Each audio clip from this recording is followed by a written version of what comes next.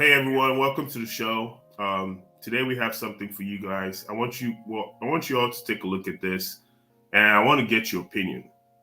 I'm going to have a pretty different opinion than what most of the people are on here posted, but again, let's just read through this and let me hear what you guys think. So this is a post that came on relationship advice in Reddit.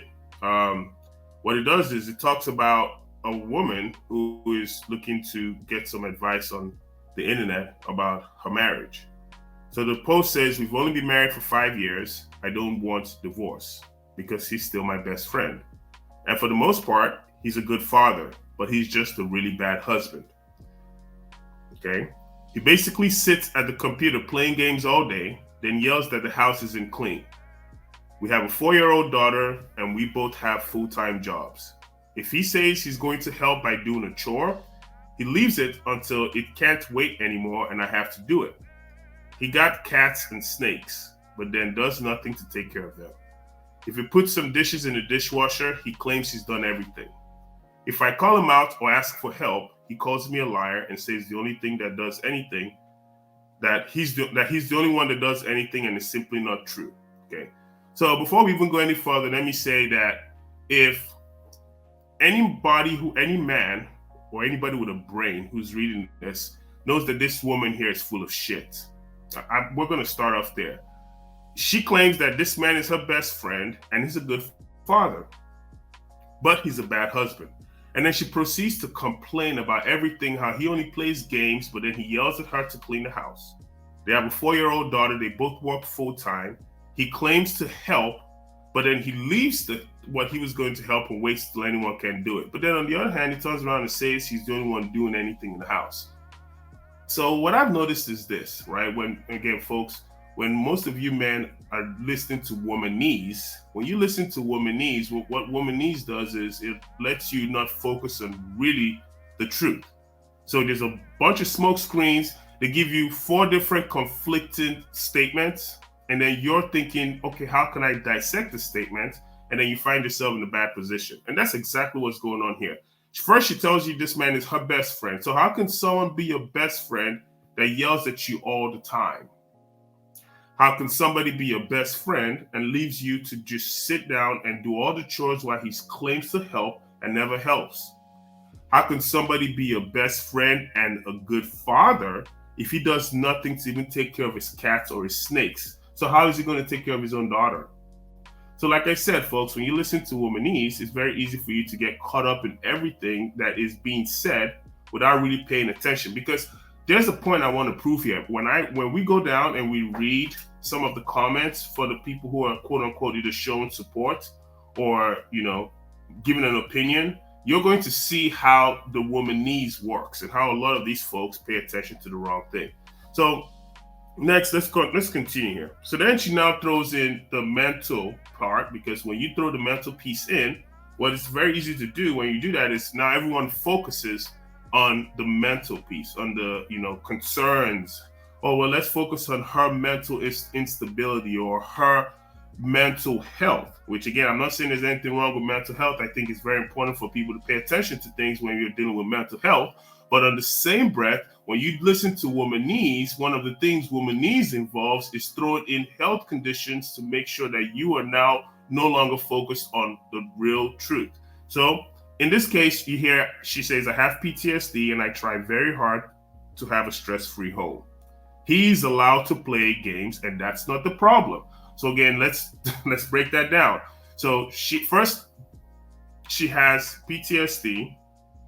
From where the PTSD comes from, we don't know. I mean, maybe she was a military member, but she doesn't give us any context on that. She just throws in the PTSD, so now you are focused on the mental health condition.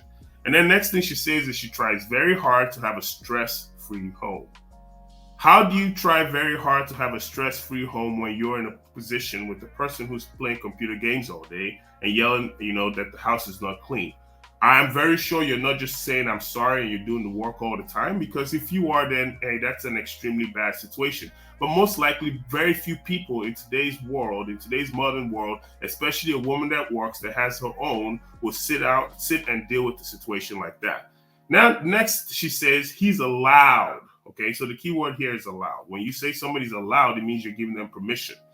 When you say he's allowed to play games, lady, I hate to break this down for you, but he does not owe you jack crap, meaning he doesn't owe you any reason to be able to play games. If he wants to play games, he's earned the right as an adult to play games. And that definitely should not be the problem. You claim he's a very anxious person, but you also have PTSD. So how are we supposed to know that your PTSD is not the reason why he's anxious when he's around you? So you try to give him a peaceful home. How in your position do you try to give somebody a peaceful home? Let's continue here. Now she also says, but if there's nothing real to worry about, he looks for things. Ma'am, you've been the one that has pointed out to everything that is wrong in this relationship. I'm willing to bet that you are the one that looks for things. If he's stressed, he yells. If you're stressed, what do you do? And that's hard for me because your first instinct is to shut down. I can't do all of this alone is what she claims, but he doesn't acknowledge how much she is trying to do. She also claims, which he made apparent this morning when he told me that, quote unquote, she is a liar and she is the last person in the world with the right to complain. What do I do? Like I said, this is her words. I love him and I'm not just in love with him anymore. Okay? I'm a Christian and I can't really justify divorce anyway. Now here goes this God part, because when they throw in God, what everyone's supposed to do is say, oh, you are this great person. So remember, she's giving you all the things that are wrong with her. Now she wants to also make you get some kind of kindred with her, because a lot of people practice Christianity in the Western society. And when you practice Christianity, you tend to, fall in line with those who are Christians as well. So she says, I'm a Christian and I can't really justify divorce anyway. That's a lie. Her daughter would be devastated. My other friends would stop talking to me. She only has one car, which is under his name. Not that I have any money, because he makes me send him all my money as soon as I get it so he can pay bills. I am just tired. TDLR, my husband is terrible at being a husband, but I don't know how to deal with it and keep my sanity. So I read all these pieces, and now let's go ahead and I gave you guys my opinion. Let's go ahead and talk about the responses.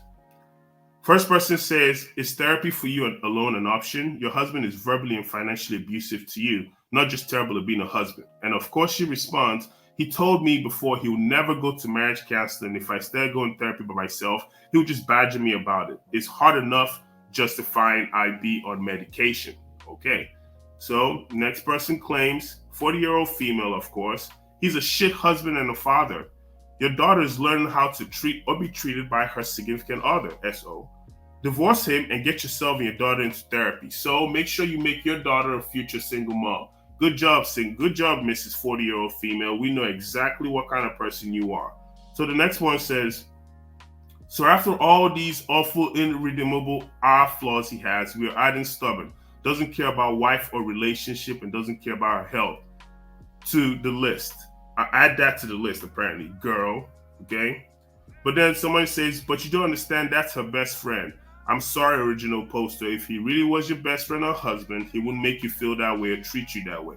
Place you in situations that upset you. Your daughter watches you, and allowing your husband to walk all over you like this, you are teaching her to emulate this in a future relationship. For her sake, he needs to be a better husband, partner, and person, and you need to step up for yourself.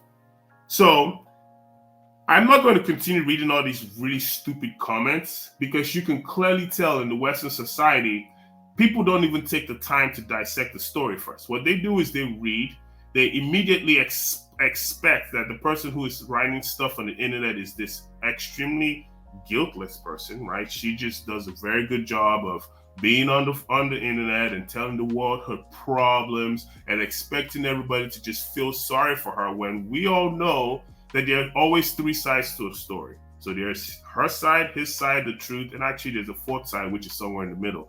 So clearly, we only know her side, and from everything she said, this man has been painting a horrible light. But don't forget, he's a good father and he's a best friend. But she still gives him all her money, right? In 2022, she gives him all her money. He's the only one that has a car. It just tells you there's a lot to unpack here. It tells you that this woman is full of shit. Tells you she's a big time liar and she's somebody that you should not trust. So what I would say, folks, is this: for a lot of you men that are considering getting married, a lot of you men that have met this woman that you guys are completely enamored by her looks, her beauty, the way she looks, the way she carries herself, the things she says, the way she smells. If you are totally focused on that, that's fine. But what's going to end up happening down the road is when your eyes clear and you start to see her for who she really is, then you might find yourself in a position like this. Chances are that this woman doesn't work. If she claims to work, she probably works a nominal job. So she barely has any money. That explains why she doesn't have a car. Chances are that this woman is a huge time nag. So this guy tries to do everything to get away from her, not to deal with her. And chances are that 5 years into a marriage, people start to become themselves, meaning they start to focus on doing things for themselves and making sure that they can help themselves be content in the relationship. But what a lot of you folks end up doing is you got to expect the man to still take you out every day for dinner. Meanwhile, you're not willing to screw him every day like you used to screw him when you guys started dating, right? So you allow yourself to gain about 100 pounds and you blame it on having a child. So now you look repulsive. But then on the other hand, this guy is supposed to continue to take you out to dinner and tell you how wonderful and beautiful you are. Man, you have to understand, again, this is not a channel to bash women. This is not saying that everybody's bad. But what I'm pointing out here is when you look at women needs and you look at the way a lot of society is geared towards this fake quote unquote pseudo support of one specific gender just simply because of the things that they say and what they're able to manipulate the world into listening to them that they're saying, then what ends up happening is we find ourselves in a situation where another home gets broken, another girl gets put out into society thinking that it's okay because she saw mommy do it on her own. So now she gets with another guy, she gets pregnant, and then she's a single mother, and then she wants society to take care of her. She's mad because society is not willing to say, yes, we're going to rent our place to you for free. She's mad because society is not saying we have a single mother's discount where everybody else pays one price, but single mothers pay one price because things are so hard for them. She's mad because a man is not going to come and say, hey, I make $100,000 a year or $120,000 a year, equivalent to $10,000 a month, and now I want to be with a woman. He's going to turn around, quote unquote, let me play video games or allow me, right, to play video games. And also, would that not also happen? But I'll also have to make sure that I can pay for her kids, I can feed her and her kids, and I can give her everything she wants. But what do I get from it? Nothing. I get the same exact vagina that she has been given to every other man before me, and she will probably continue to give to other men while we're in the relationship. So folks, bad deal. And in this case, this woman is a hard pass. If she gets to find herself back into the single dating world, avoid her like a plague. If not, you're going to be the next one that she posts on Reddit about how bad you guys are in this relationship.